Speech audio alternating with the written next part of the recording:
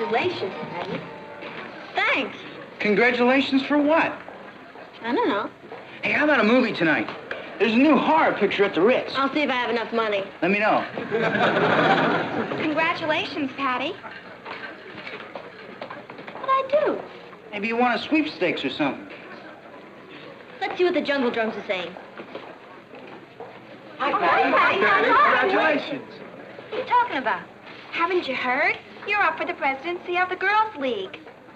Me? I nominated my cousin Cathy. Cathy made it, too.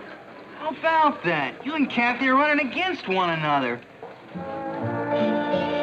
Oh, no.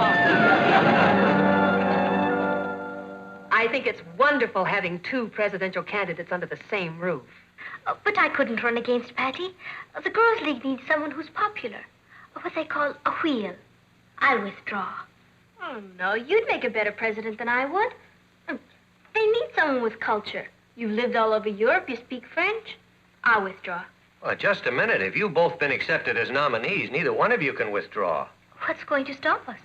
What do you think would happen to our whole political system if a nominee withdrew just because he liked his opponent? You see, you could undermine the whole structure of our country. I'm serious. Which one of you wins is not important. The important thing is that you get in there and try. Yeah, beat each other's brains out. Want Cathy and me to fight one another, Papa? I'm not sure this is such a good idea, Martin. Well, there's nothing personal in it. Politics is a healthy form of competition. I've covered hundreds of campaigns. Everybody blows off a lot of steam, but when it's all over, there aren't any hard feelings. When you girls were accepted as candidates, you were given a responsibility to campaign to the best of your ability. Well, you owe that to your schoolmates, both of you. When do you two make your speeches? We're supposed to fire the opening guns in our U.S. history class tomorrow. If you get elected, can I get in on the graft? Boss, doesn't the honor involved make any impression on you? Only the graft.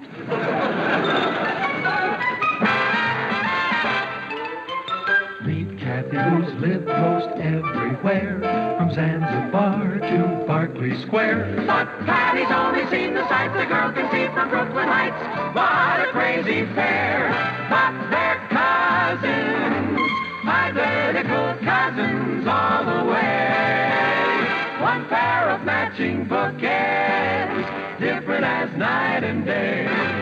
Where Cathy adores a minuet, the ballet russe, and crepe Suzette. Our Patty loves to rock and roll, a hot dog makes her lose control. What a wild duet, still they're cousins, identical cousins, and you find they laugh alike, they walk alike, at times they even talk alike. You can lose your mind when cousins are two of a kind.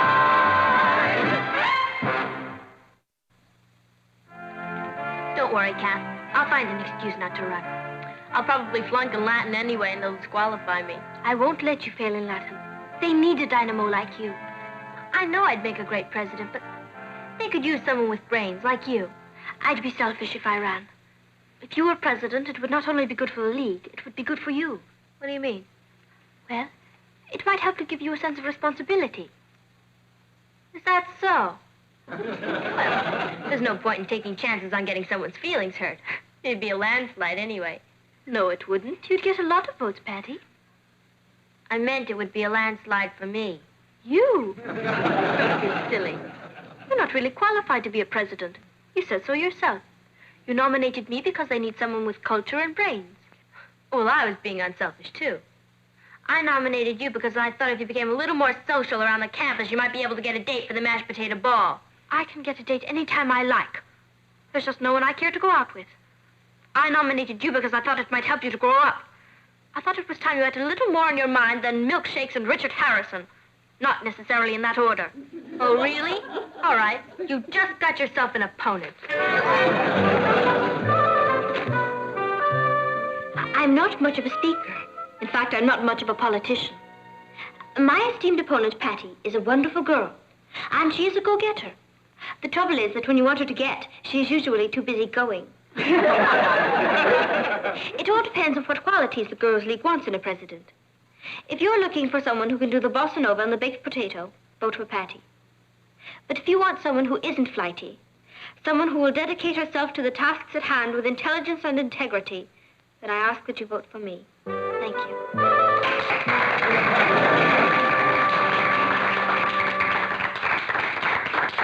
And now we'll hear from our next candidate, Patty Lane.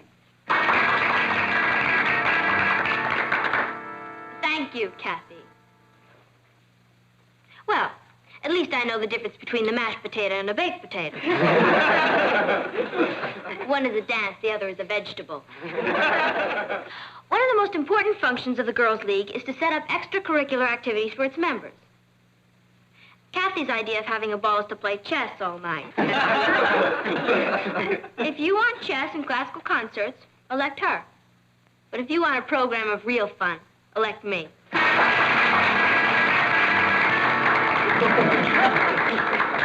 And now our third candidate, Susan Baxter. Vote for me.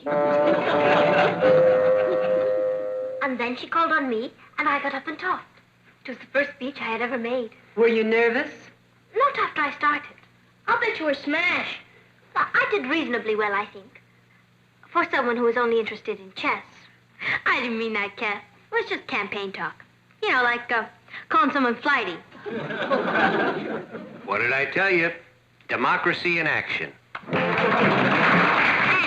if I'm elected president of the Girls' League, I pledge to fight for more student dances.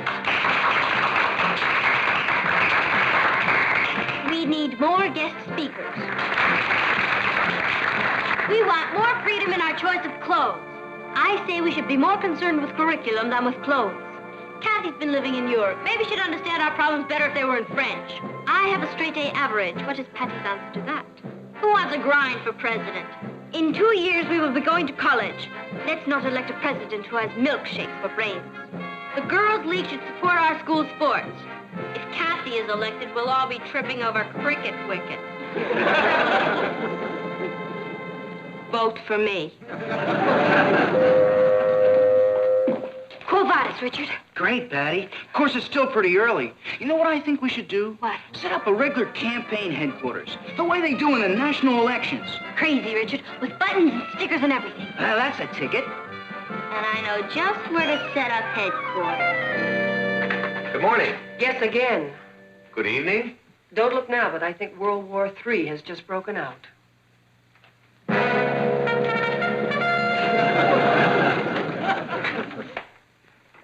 Welcome to National Headquarters. Yeah, but Patty and Cathy share this room. They did. Cathy took one look at this and fled from the house. It's the lowest trick I've ever heard of. She's turned our bedroom into her campaign headquarters. That's pretty terrible, all right. I could kill myself. Because your cousin's such a sneak? No, because I didn't think of it first. Come on. Where to? We're going to counterattack.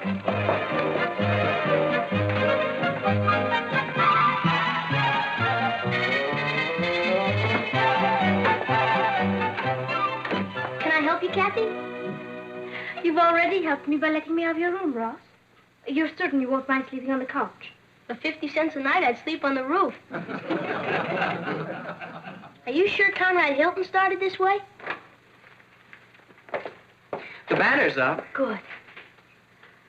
I wonder what the sneak is up to. I wonder what the sneak is up to. They've got the banner up. Never trust a relative.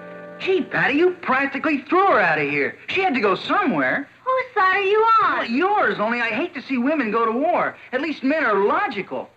I wish I knew what she was doing. What's the difference? It's just good strategy to know what the enemy has up her sleeve. Hi, group.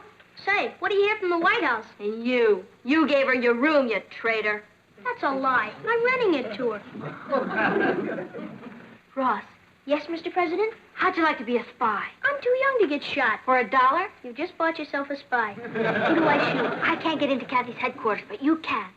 Gee, I don't know, sis. All you have to do is let me know what's going on in there, what she's planning. I'll take my money in advance. Richard, give him $1 for me, will you? I wonder if campaign contributions are deductible. Now, I want you to get me all the information you can. I feel like Mata Hari. Is the new campaign slogan ready? And they're still working on it. What's it gonna say? Take the right lane, Patty. How's that for a slogan? Take the right lane, Patty. That's great, Richard. By the way, where are you going to put it? In the school corridor tomorrow morning at 8 o'clock. It'll be the first thing the kids see when they get to school.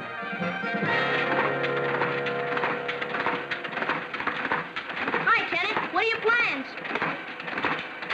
We're going to have a rally at noon tomorrow. How many L's in rally? Tomorrow afternoon, we can put up the campaign posters. We can do it as soon as school is over. Tomorrow afternoon will be too late. What? Nothing. Do you know what we lack? A good, effective campaign slogan. Cathy? Yes, Rod. How would you like to hire a counter spy?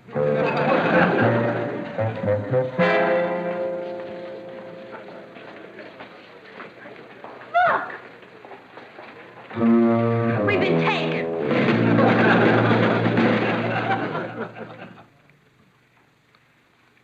Would you please ask Cathy to pass the salt? Cathy, would you pass... Aren't you talking to her? I'd rather not discuss it. Then I'm afraid you'll have to try a salt-free diet. Would you please ask Patty to pass the bread, Uncle Martin? Well, even in national presidential campaigns, the candidates still talk to one another. But they don't call their opponents spindle-headed bores. And they don't accuse their opponents of having milkshake for brains. They do if it's true.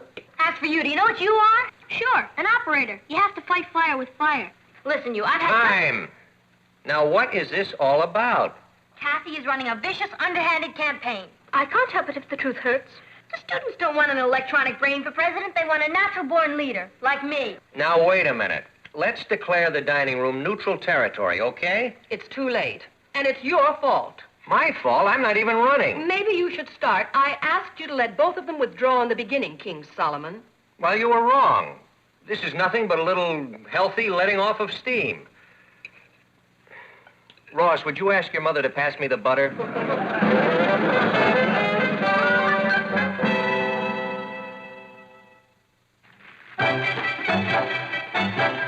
Couldn't you sleep either? No. There's too much political tension in the air. I'll fix that for you. Oh, thanks.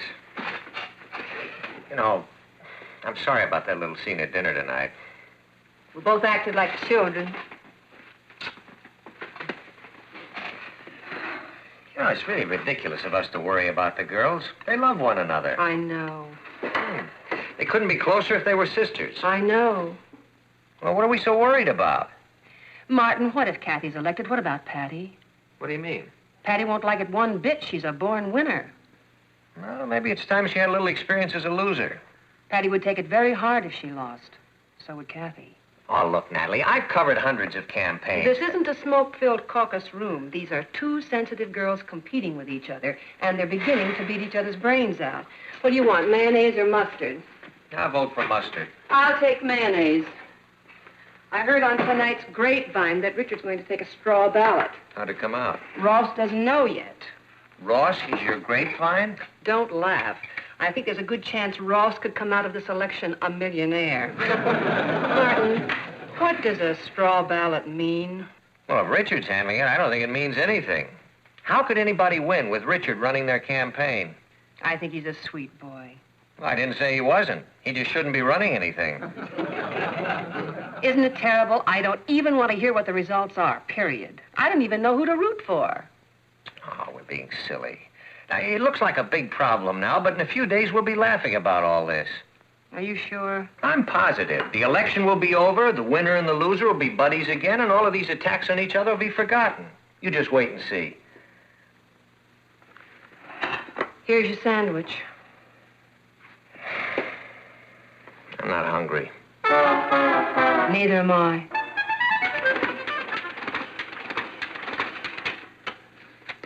How's it look?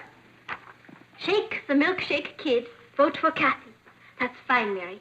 Try to get them out by tonight, and we'll distribute them in all of Patty's classes tomorrow. Right, Chief? Ted, how do you like it? Fine. Is anything wrong?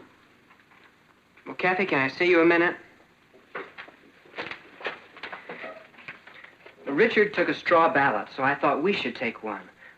I just got the results. What were they? Well, I'm going to give it to you straight. Patty got 50%.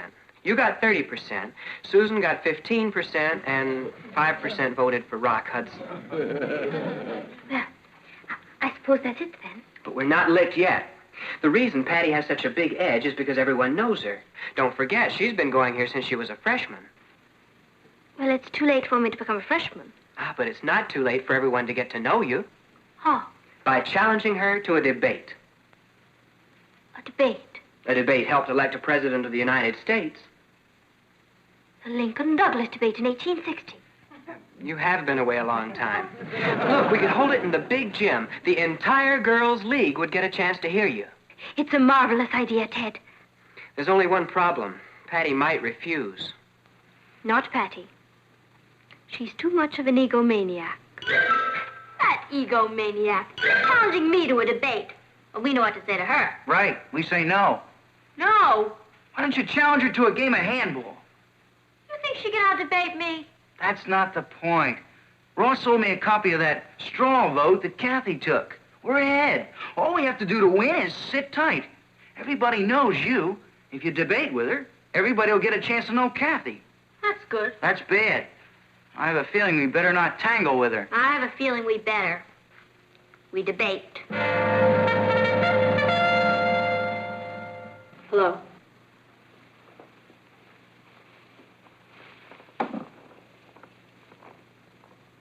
I just wanted to let you know I accept your challenge. I knew you would. I'm only doing it to give you a fighting chance. I've already won the election. If you're referring to that straw ballot of Richard's, it doesn't mean a thing. I bet it would if you were winning. I suppose it would. I shouldn't have said that. You were right. What's a straw ballot anyway? Especially with Richard taking it. I wish we had never gotten involved in this, Patty. So do I. This whole thing's gotten bigger than both of us. It almost seems as though you have to be mean to win. That's politics. Well, it will all be over soon. Yeah. Gee, this is the first friendly conversation we've had in a long time. Feels good. I know. Patty, perhaps we shouldn't go ahead with the debate. I thought you wanted it. I did. But now I think I'd feel better if we didn't go ahead with it. All right, if you're worried about it, we can call it off. I wasn't worried for me. I was thinking about you. Me? I never told you this, but I was the debating champion of Mrs. Tuttle's of Mountain Briar. Well, this isn't Mrs. Tuttle's of Mountain Briar, cousin. This is Brooklyn Heights, my territory. I was only trying to help you. But you're too pig-headed. All right, we debate. Right, we debate.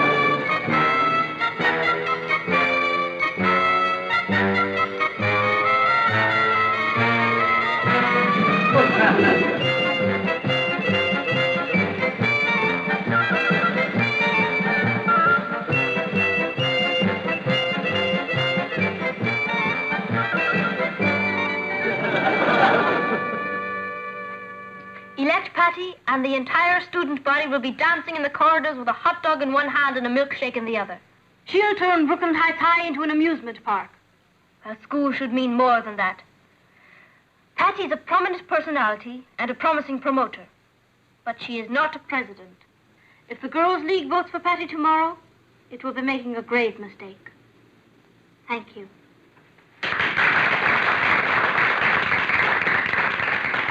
And now for her summation, Patty Lane.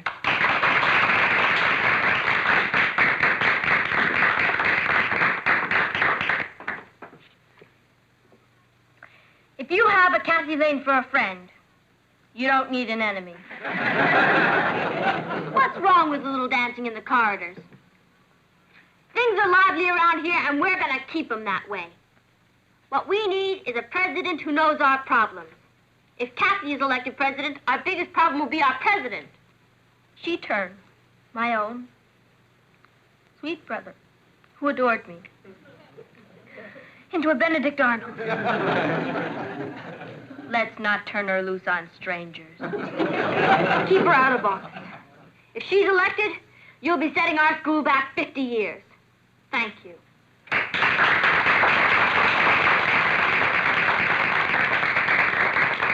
And now for the summation of our third candidate, Susan Baxter.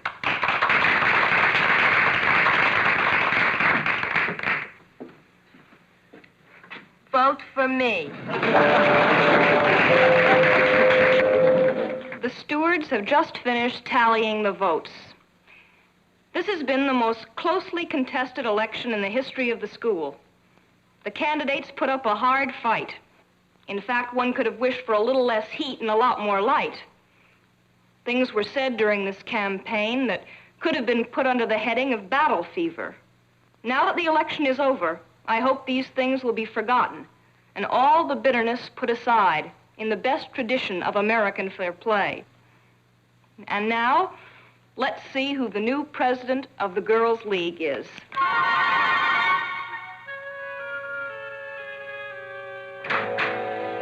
I got here as quickly as I could. What's happened? Patty's running away from home. Well, how do you know? Come upstairs. There. Why would she do this? Cathy must have won the election and Patty couldn't face it. Where is Patty? I can't find her anywhere. I phoned you as soon as I saw this. I've heard of bad losers, but this is ridiculous. There's a lot of bitterness between them. Patty always felt that she's the more popular. It must have killed her to have Cathy show her up. Well, it's time Patty found out life is not one big popularity contest. Write it to her when she gets settled. We better hurry with that suitcase. It's all ready. Hold it. How could you do this? I might have known you were mixed up in this. Young lady, you are not going anywhere. What are you talking about? You and Cathy, you are going to sit down woman to woman and settle your differences. Well, there's no point in that. We both... Oh, yes, there is. You both belong here. Of course we do. Then you'll stay? Sure, Papa. That's my girl. Boy, you sure have an emotional family. Hello. Say hello. Hello. There, that's better.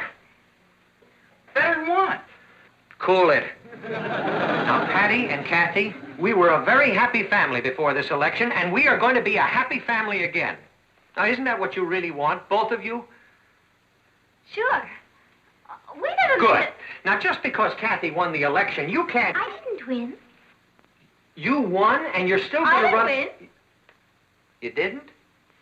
No. Cathy and I knocked each other out of the box. Susan Baxter won, the dark horse.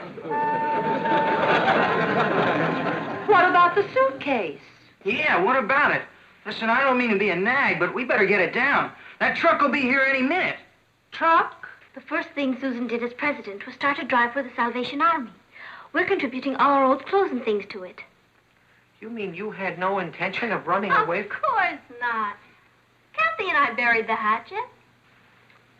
And each other, but we buried it. Well, I told you it would be all right. Don't you know you couldn't dynamite us out of here? Where else would we find a family like this with color television? Come on. I'd better get ready. Ted is taking me to the mashed potato ball tonight.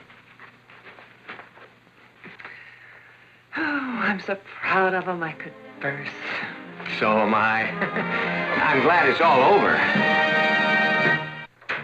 Hi, group. Boy, have I got good news for you. Guess who got nominated for president of the 5th grade?